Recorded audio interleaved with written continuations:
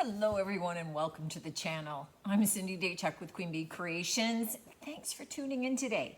I've had people asking about the alcohol ink paintings that I do. I know that I did an earlier video with Christmas balls with alcohol ink and one with doing ceramic tiles.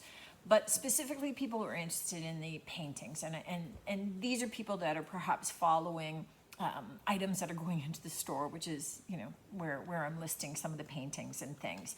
And I had promised that I would do a video explaining stuff. So for the actual painting, I'm gonna pull you over my shoulder so that you can see a little bit better. But before I got started with that, I thought that what I would do is just explain a little bit about the materials that you would need. And I do have alcohol inks and some of the paper and things on the website, queenbeecreationshome.com, or check some of your local stores if that's easier and closer for you. So the first thing to keep in mind is you need a non-porous surface. So regular paper will not work. Watercolor paper will not work. You want the inks to move across the surface, so it has to be something that actually is not absorbent. And it means that most of the papers then are specialty papers. They're synthetic art papers, and they are usually plastic. So you can use like a Yupo paper for alcohol inks. Nara makes a synthetic paper, and you can buy craft plastic and use that for alcohol inks.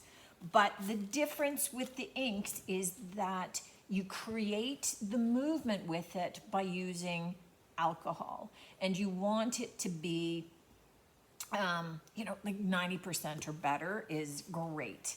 70% and less is questionable. So you want to get that, which you can just pick up at your local drugstore, easy enough to find. Your grocery store is going to have it. But it's the alcohol that moves the ink, and then the alcohol evaporates out of the ink and it leaves the pigment behind.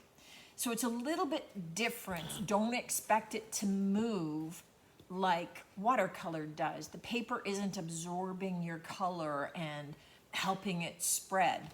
That doesn't do it. What moves it is air. So you can pick up your paper, turn it around to move it before the alcohol has evaporated. You can use straws to blow it around. You can use, I forgot to bring mine from home, but I had one in the shop. So these are little puffers that you just squeeze and the air pushes out. You can use that to move it, or you've heard some buzzing here, and that's just this. This is like an air blower, right? We're not putting paint into it. We're just using the air tip to be able to blow the ink around.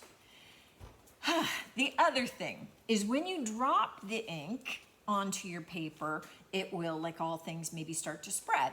So if you want to contain it, you might use like a little, this is a Sizzix, and I can drop a link to this, but you can use like a small hair blower or something. This has got a little bit of heat to it, but you might go around in circles, because once I start doing this, because the blower in this, I'm gonna be in voiceover only.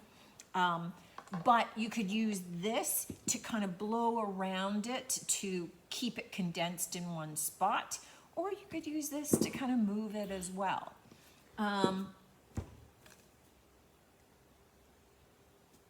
You can, and here's where you could drop your inks into like a little paint tray. This has got some little cavities that you could contain it. Know that it's going to evaporate, right? It'll leave some of the color behind, but then when you go to use it, put a drop of alcohol into it, and then you're fine, because you can move things with your paintbrush, but you're not going to be able to really paint like other things.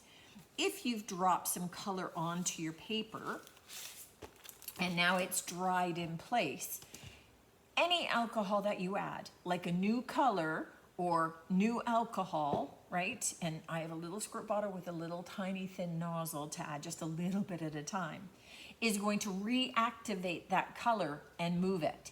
So you need to as well understand that whatever's fixed on here that you really love, as soon as you add another color that is going to merge with it or some alcohol, it's going to reactivate and get that paint color, that ink color moving again. So it gets a little weird. It's a lot of fun, but it kind of flies in the face of other paint mediums because it works differently.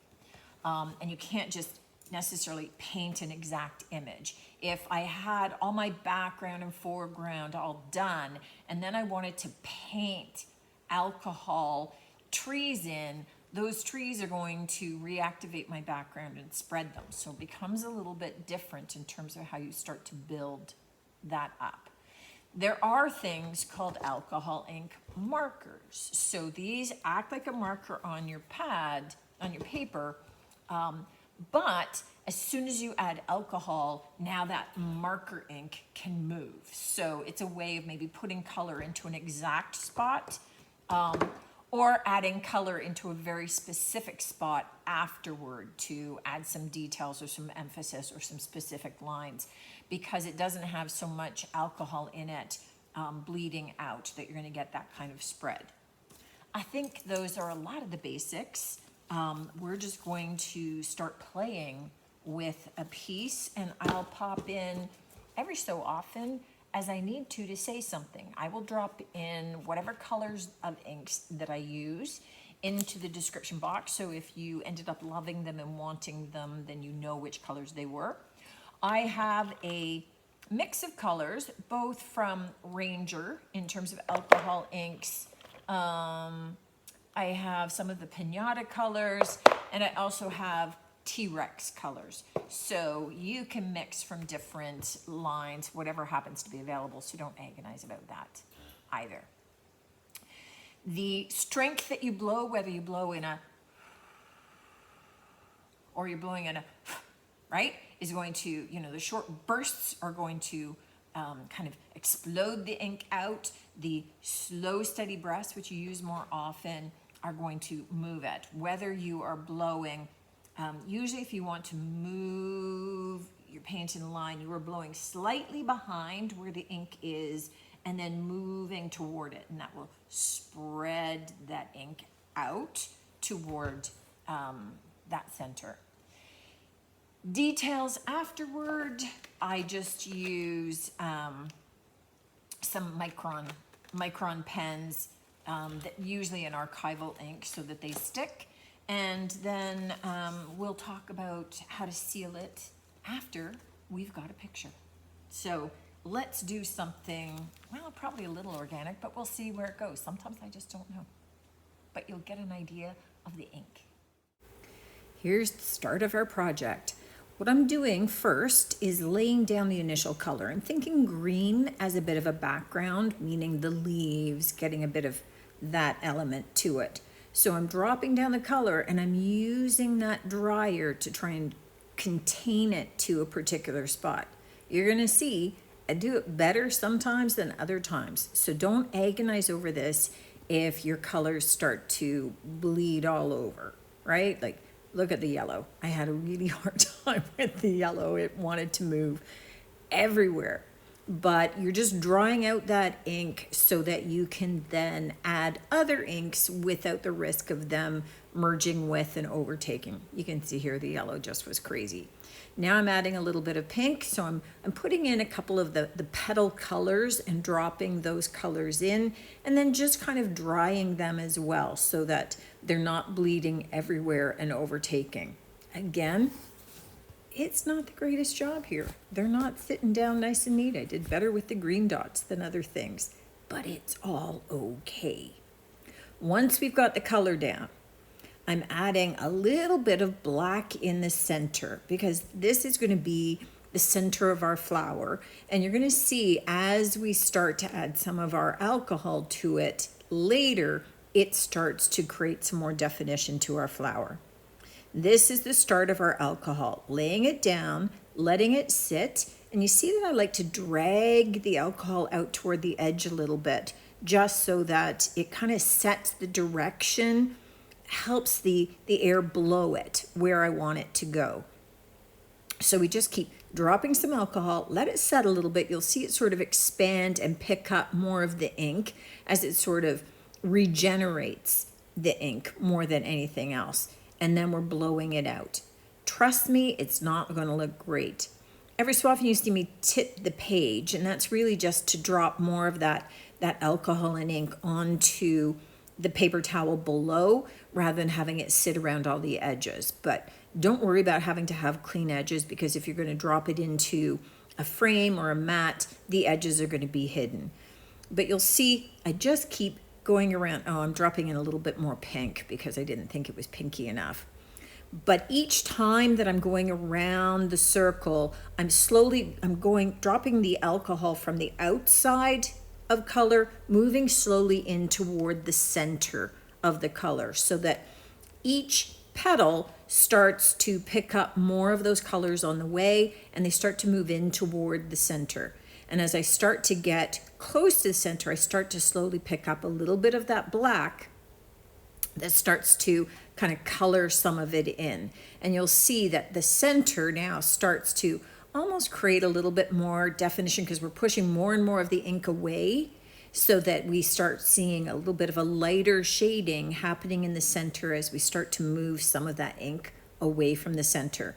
And you just keep going around, laying petal over petal until you're really happy with the outcome and what it looks like.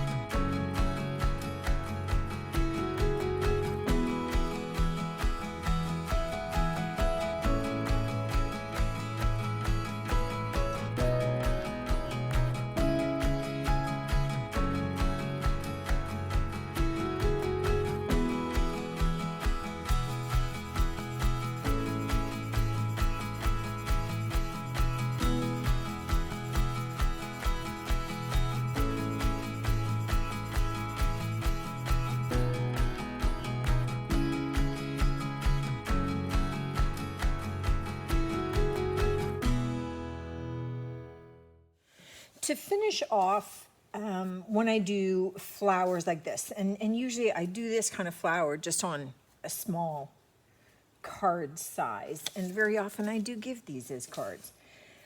I use these particular pens. These are Pigma pens in an archival ink. Jelly pens work as well, and I do have Jelly Roll pens in the white.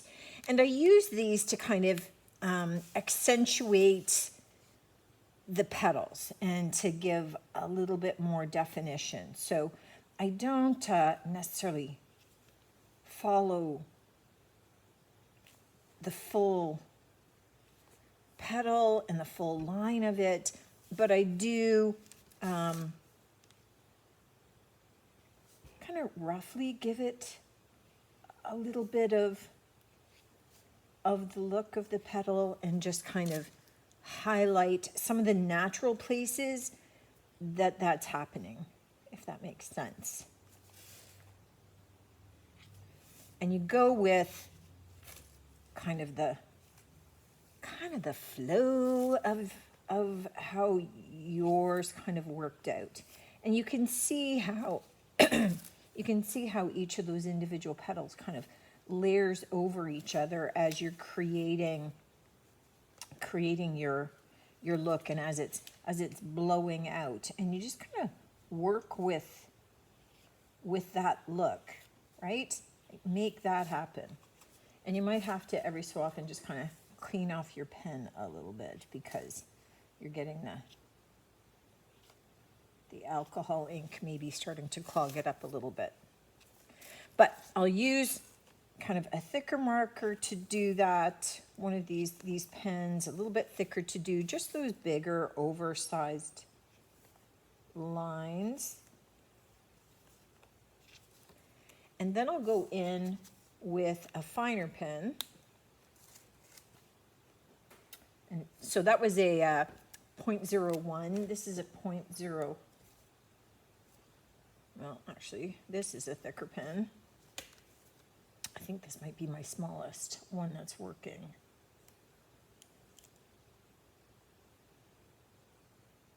Yes. These ones are thicker. Okay, yeah, they've got brushes.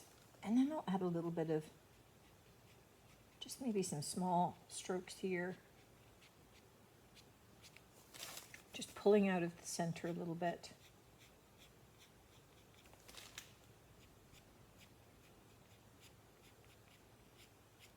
Once I kind of have the rough design how I like it, I do go with a white gel pen, and I add maybe, you know,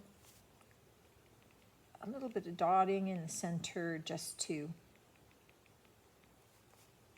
kind of mimic the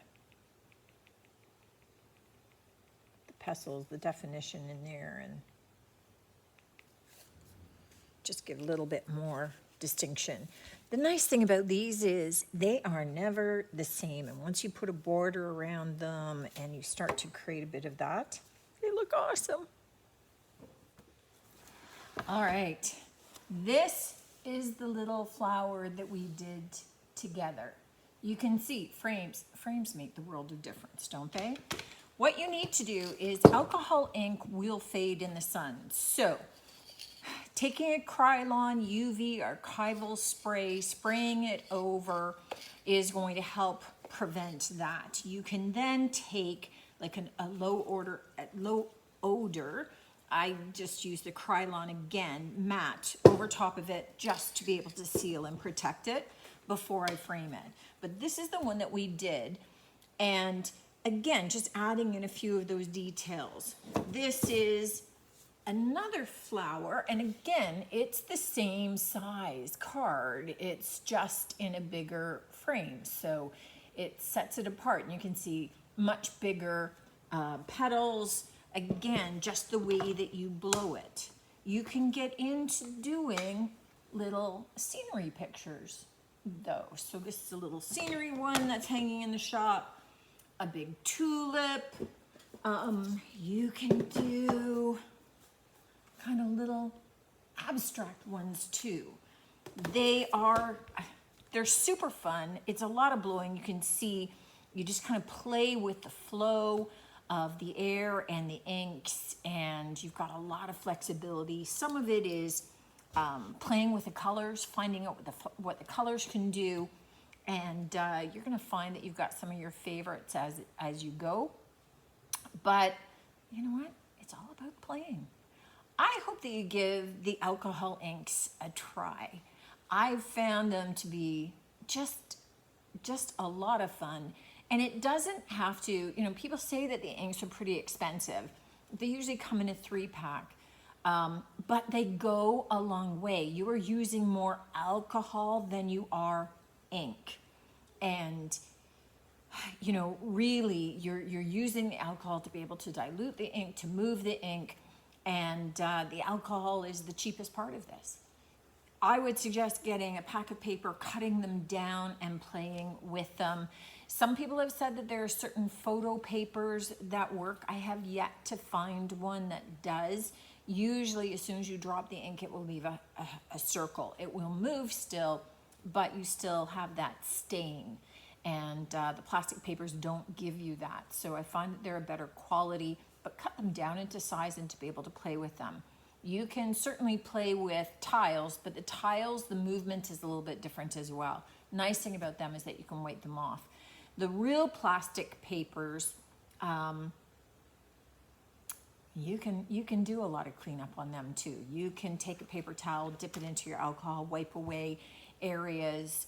You don't want to do the whole painting and then wipe it off and start over again. You're not going to get it perfectly pristine, but you can clean up if you think mistakes are in there. But I think what I tried to show you with the exercise today is that you can start by having your dots all over the place, right? They just didn't sit down and lay down nicely for me. And I thought, you know what, I'm gonna leave that for you because that's what's gonna happen to you. Sometimes the ink is gonna flow all over where you least expect it. And it starts out and it looks like junk.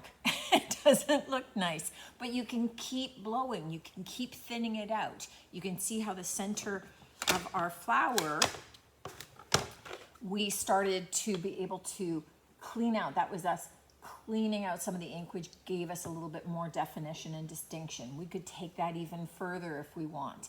If we can then drop in a little bit more color and start playing with that and just use this as a bit of a background. So you've got a lot of flexibility to continue to play with your piece. And, you know, these were colors that I hadn't used before. And I quite like them together in terms of giving kind of that fiery, going into fall kind of look to this. But, you know, staying in like some mauves and some dark blues looks awesome as well. So we didn't play with the pens today. Certainly we can do more of this if you find it useful, helpful. If you're playing with the alcohol inks, let me know. I love hearing from you guys, you know that. And you know, as I continue to experiment and play, more than happy to take you guys along on this journey too. It's always something with me. Thanks for tuning in, guys. Looking forward to seeing you on the next one as always. Until then, take care.